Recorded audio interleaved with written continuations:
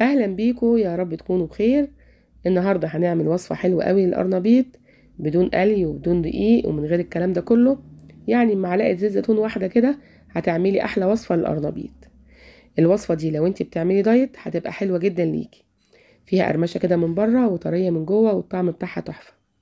مش معنى ان احنا بنعمل دايت هنلغي اكلات كتيره من حياتنا، لا احنا هنعملها بس بطريقه صحيه.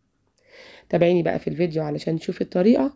ويلا كده بسرعة اشتركي في القناة ولايك وشير لو عجبك الفيديو. انا معايا هنا واحدة من القرنبيط بس صغيرة مش كبيرة. صغيرة او كبيرة دي حاجة ترجعلك. انا جبتها صغيرة بالشكل ده وابتدأت اشيل الراس بتاعتها كده. وجبت بقى القرنبيطة كده وابتدأت ان انا اقطعها. هقطعها كده بالسكينة. القطعة اللي هتنزل فرداني دي انا هستعملها برضو في وصفة تانية تكون برضو دايت وهتعجبكم قوي، هنزلها لكم. ودول القطعتين اللي في النص دول انا هستخدمهم. جبت كده ميه على النار، ابتدأت ان انا اغليها. حطيت فيها رشه من الملح وكمان رشه من الكمون، عشان معروف ان القرنبيط بيعمل غازات، فالكمون ده مهم جدا. وهنزل كده بالقطعتين او الثلاثه اللي انا قطعتهم. هنزل حوالي بس 3 4 دقايق مش اكتر من كده. يعني ما تسلقهاش سلق كامل. انا عايزاها حاجه بسيطه وتشيليها كده وهي ماسكه نفسها. حلو قوي كده. يعني 3 دقايق مش اكتر من كده. طلعتها كده من الميه، ودلوقتي بقى جبت البوله بتاعتي او الحاجه اللي انا هعمل فيها كده الخليط. حطيت بضايه وحطيت كمان معلقه كبيره من الزبادي، وشويه بقى ملح وفلفل وكمون وبابريكا، وكمان رشه من التوم البودر. الحاجات دي يا جماعه مهمه جدا، بتدي طعم الاكل. مش معنى ان احنا بنعمل دايت ناكل كده الاكل واحنا مقدرين وطعمه كده ما يكونش حلو.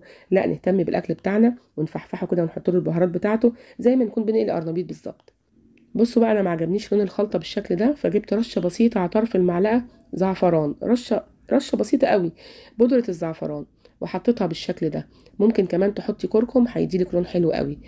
وقطعت كده شبت وكزبره وحطيتهم برضو زي ما تكوني هتعملي كده ايه القرنبيط العادي، بس ما حطيناش ولا دقيق ولا نشا ولا اي حاجه خالص. هي بضايه واحده، انا ما حبيتش اكتر عن كده عشان ما اهدرش وارمي. هي بضايه واحده كفايه، واخدت كده من الخليط وقعدت احطه فوقيها بالشكل ده. هما القطعتين اللي عملتهم هما دول اللي انا هعملهم. بجيب كده بقى بالمعلقه بتاعتي واروح حاطه كده فوق قطعه القرنبيط اللي انا اديت لها سلقه كده بسيطه، دقيقتين 3 مش اكتر. وبنزل عليها بقى بالشكل ده. انا زي ما بقولك كان ممكن اعمل خلطه كبيره، بس على ايه، هي على قد قطعتين القرنبيط بس. جبت برضو القطعه التانية وعملتها بالشكل ده. التتبيله دي او الخلطه دي كانت ايه؟ كانت بضايه ومعلقه واحده من الزبادي وشويه التوابل اللي احنا حطيناها مش اكتر من كده. يعني ملح وكمون وكزبره وفلفل وبابريكا ورشه من الثوم البودر، عشان تدي تحقيقه حلوه كده وطعم حلو. سخنت بقى الطاسه بتاعتي على النار كده، وحطيت فيها معلقه من زيت الزيتون. وابتدأت انزل بالقرنبيط اللي انا حطيت عليه الخلطه بالشكل ده، اهو زي ما انتوا شايفين كده. هنزل كده بالقرنبيط، بس الطاسه تكون سخنه جدا، اهم حاجه الطاسه تكون سخنه. انا عايزاه ياخد كده يعني ايه طبقه من بره، تكون لونها حلو كده وتدي قرمشه بسيطه. شايفين اللون بتاعها حلو جدا. برضو هقلب التانية بالشكل ده. يعني تاخد لها دقيقتين كده ودقيقتين كده. بعد ما تديها صدمه كده ابدأي وطلها شويه عشان برضو تستوي شويه معاكي.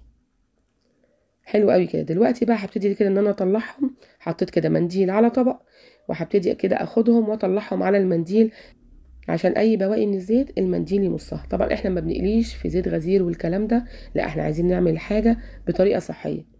سواء حطيتي معلقه زيت زيتون او معلقه زيت ذره مفيش مشكله. هطلعهم كده بقى على المنديل، اي بواقي زيت كده عليهم من بره المنديل هيمصها على طول. حلو قوي كده. هجيب بقى كده طماطمايه وهبتدي ان انا اقطعها طرنشات بالشكل ده. طماطمايه متوسطه قطعتها كده طرنشات. هجيب بقى صينيه كده واحط فيها ورقه زبده، بس ما تكونش بتلزق. اما تجيبوا ورق الزبده يا جماعه اتاكدوا ان هو ما بيلزقش، تكون جودته عاليه، لانه بيبوظ وصفات كتير. فاتاكدوا ان ورق الزبده اللي انتوا بتجيبوه يكون جودته عاليه. حطيت كده الطماطم على قطعتين القرنبيط بالشكل ده. وابتدأت بقى ان انا ادي رشه كده بسيطه من الملح والكمون، عشان برضو عايزه الطماطم بتاعتي تحيق. وكمان رشه من الزعتر. طبعا النكهات دي ترجع لك انتي، حطي التوابل اللي تعجبك. حضرت كده بقى شويه من الموتزاريلا، حاجه بسيطه كده احطها فوق الوش، بس اهم حاجه تكون طبيعي. الموتزاريلا يا جماعه بتبقى حلوه جدا لما بتكون طبيعي. يعني ما تختاريش موتزاريلا تكون معموله من دهون نباتيه. حطيتها كده فوق الوش. ودلوقتي هدخلها الفرن. وحطيت كمان القطعتين اللي انا كنت سلقاهم، زودتهم برضو في الصينيه بالشكل ده. ودخلتهم الفرن ما قعدوش 10 دقايق. شايفه بقى القرنبيط بتاعنا مغري جدا جدا، مدي قرمشه بسيط كده من بره وطري كده من جوه وتحفه، وطعمه وريحته مفيش بعد كده.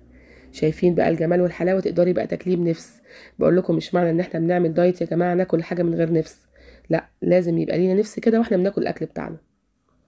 شايفين بقى مستوي جدا، اظن باين وانا بحط الشوكه كده وبقطع بالسكينه، مستوي جدا وطعمه في حته تانية خالص.